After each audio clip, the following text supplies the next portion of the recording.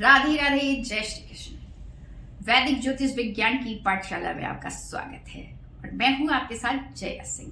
आज मैं यहाँ पर जो ग्रहण लगने वाला है 8 अप्रैल 2024 पर, उस पर चर्चा करने के लिए आई हूँ और विभिन्न राशियों में वो किस प्रकार से प्रभाव डालेगा उसको हम यहाँ समझेंगे। तो वीडियो के अंत तक बने रहिएगा। सबसे पहले तो मैं ये आपको बता दूं, थोड़ा सा दिमाग में ये आपने डाल लें कि ग्रहण है तो उसका मतलब बहुत खराब ही होगा, ये जरूरी नहीं है। ग्रहण कुछ कुछ चीजों को इंडिकेट करता है, कुछ कुछ संभावनाओं को प्रकट करता है, हमारे जीवन की भी संभावनाओं को प्रकट करता है। और जब हम लोगों ने रिसर्च किया है अपने गुरु के राव सर के साथ में, तो वहां पर यह भी पाया गया है कि हम लोगों ने यूएसए के प्रेसिडेंट पर और इंडिया के जो प्राइम मिनिस्टर्स थे उनके ऊपर जब हम लोगों ने शोध किया तो ये पाया है कि कई बार ग्रहण में उनकी राशियां थी और उन्होंने अपने आप को उच्चतम स्थिति में पहुंचाया है। तो इसलिए किसी भी चीज का दिमाग में फिक्स नहीं करेंगे। आइए अब चलते हैं। इस बार जो ग्रहण है वो मीन राशि पर पड़ रहा है और रात्रि काल में 9:12 से शुरू होगा, 11:15 बजे परम उच्च पर होगा और 2:22 पर यह समाप्त हो जाएगा रात्रि में।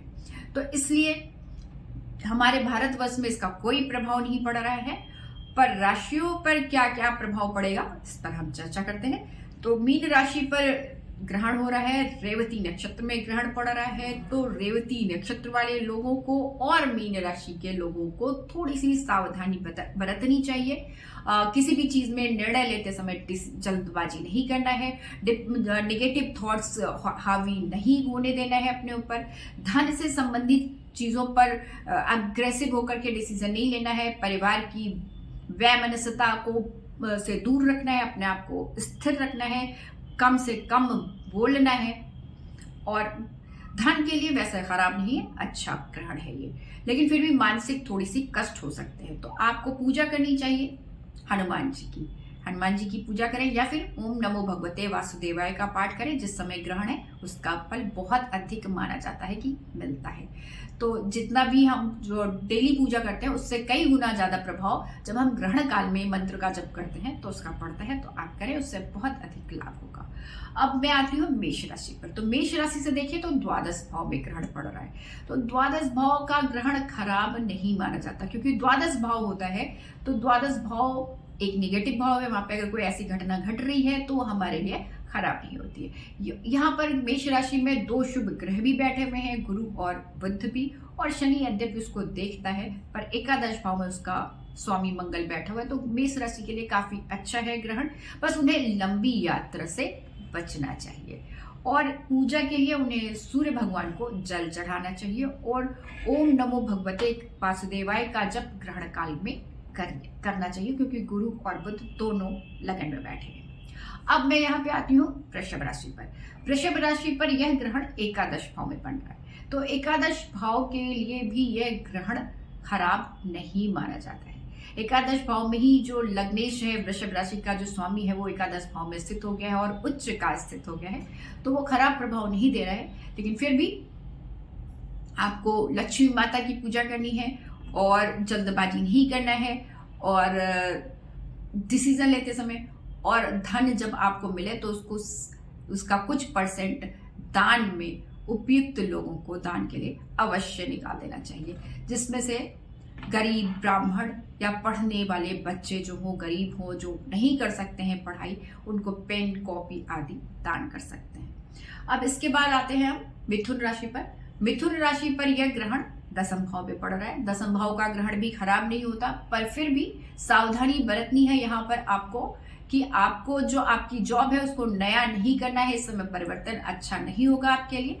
उच्च का शुक्र वहां पे बैठा हुआ है तो थोड़ा विघ्न जरूर आएंगे, पर आपके जो आपकी पद है, पोजीशन है, उसमें प्रोन्नति होने की संभावना को, पदोन्नति होने की संभावना को यह चार्ट, यह कुंडली, यह ग्रहण दिखाता है। अब आते हैं यहाँ पर हम कर्क राशि पर।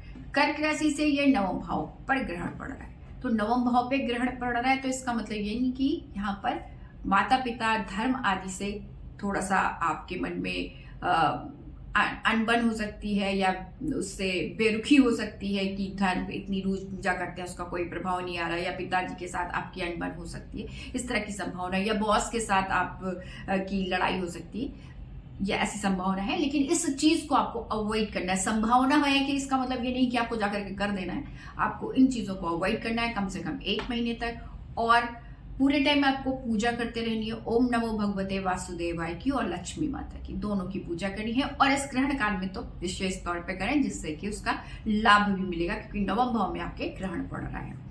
अब मैं आ जाती हूँ यहाँ पर सिंह राशि पर। सिंह राशि से देखें तो यह ग्रहण अष्टम भाव पे पड़ रहा है। अष्टम भाव पे ग्रहण पड़ रहा है तो इसका मतलब यह है कि यहाँ पर सिंह राशि वाले जातकों के लिए उनके शरीर से संबंधित समस्या को दिखाता है। यानी कि अगर आपकी कोई समस्या है शारीरिक तो उसको अवॉइड नहीं करना है। समय समय पर डॉक्टरी जांच कराएं, उनसे परामर्श लें और दवाएं खाते रहें, साथ में पूजा करते रहें। पूजा में मृत्युंजय मंत्र का जप करें, उससे अच्छा रहेगा, दिमाग भी शांत रहेगा।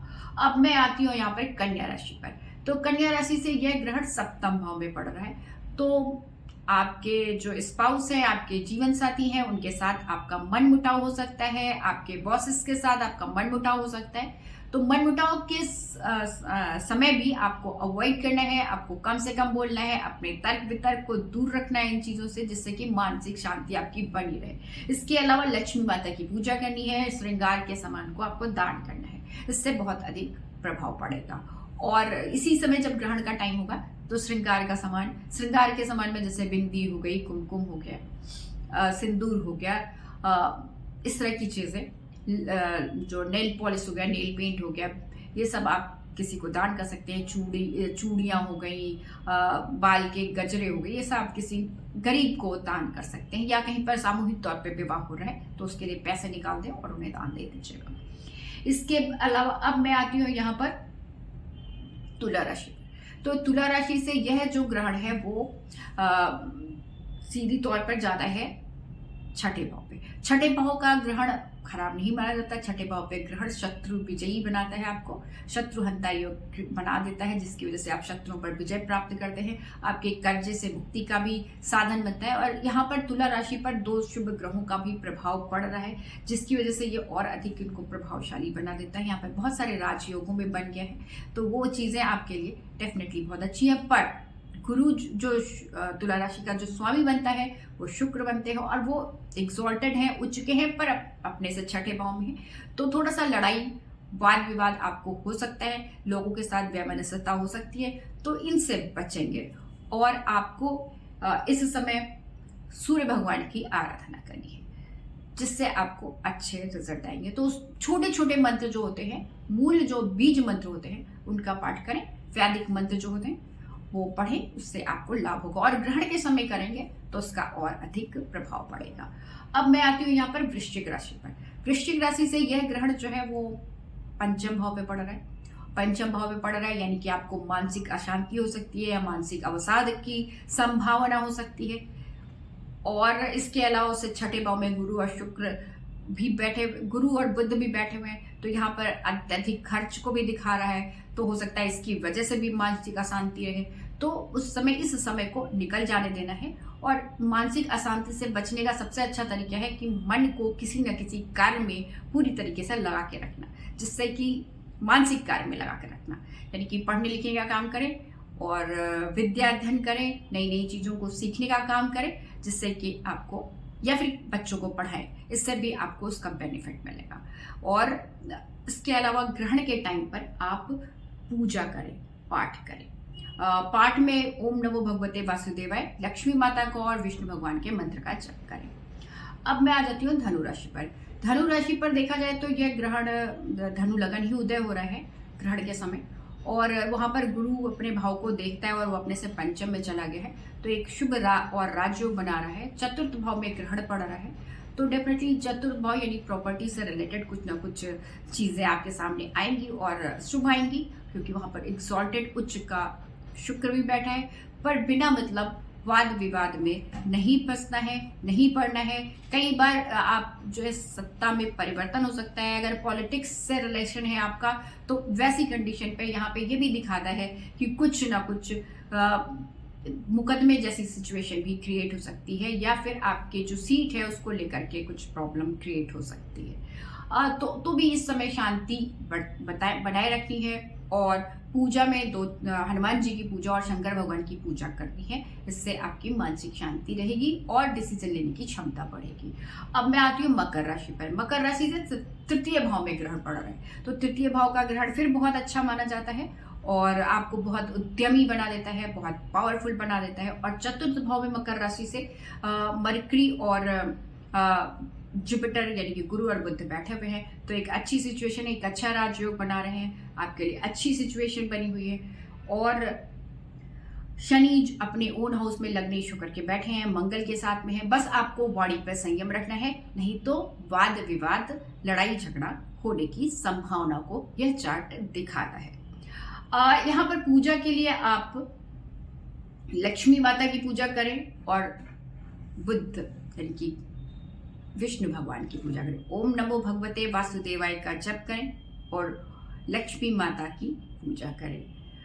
और ग्रहण के समय जो भी मंत्र का जप करेंगे उसका जो लाभ है वो कई गुना बढ़ जाता है, तो करेंगे तो डेफिनेट कंडीशन है कि आपको लाभ होगा।